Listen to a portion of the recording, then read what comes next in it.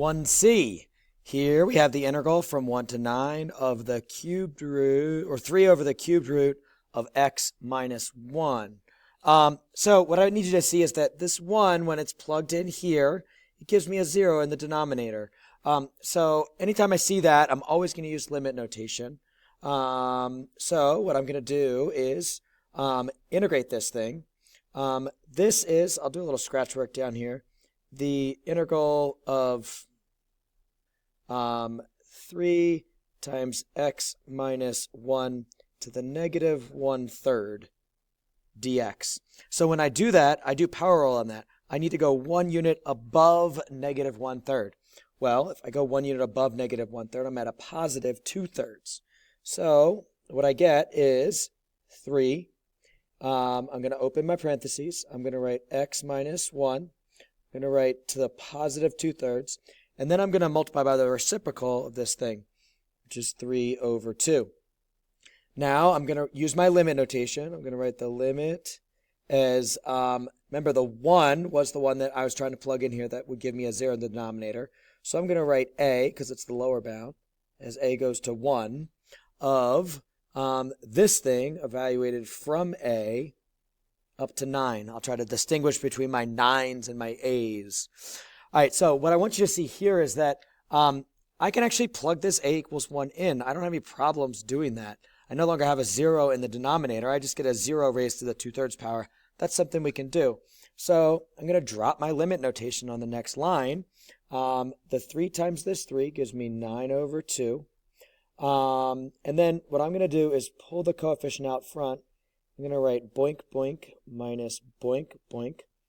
Each of these is going to be to the 2/3 power. And then I'm going to close that like that.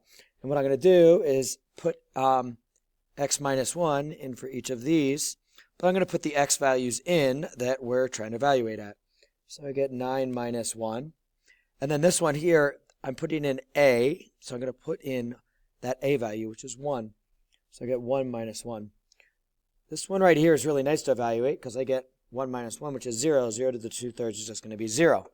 So what I really have is 9 over 2 times 9 minus 1 is 8 to the 2/3 power. Now this is something that you should be familiar with. You should be good at evaluating these things. I'm going to write 9 over 2. I'm actually going to write it the wrong way, or not the, it's correct, but the more tedious way, the more difficult way. Some people want to write cubed root of 8 squared because the square here is on the top, so I put there, and the bottom of the fraction becomes the root. I don't really want to square 8 and then figure out what would cube to that thing. So instead, we are not going to do this. Well, I guess I'll leave it there. That's not the good way to do it. Instead, what I'm going to do is do 9 over 2 times.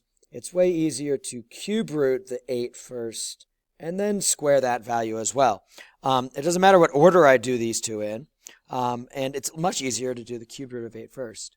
What's the cube root of 8? What times itself? 3 times is 8. Well, that's 2. So I get 9 over 2 times 2 squared, which gives me 9 over 2 times 4. I can simplify that to 9 times 2. How do I do that? I divided this 2 into that 4 to get 9 times 2, which gives me 18. And that's that problem. See you in the next one.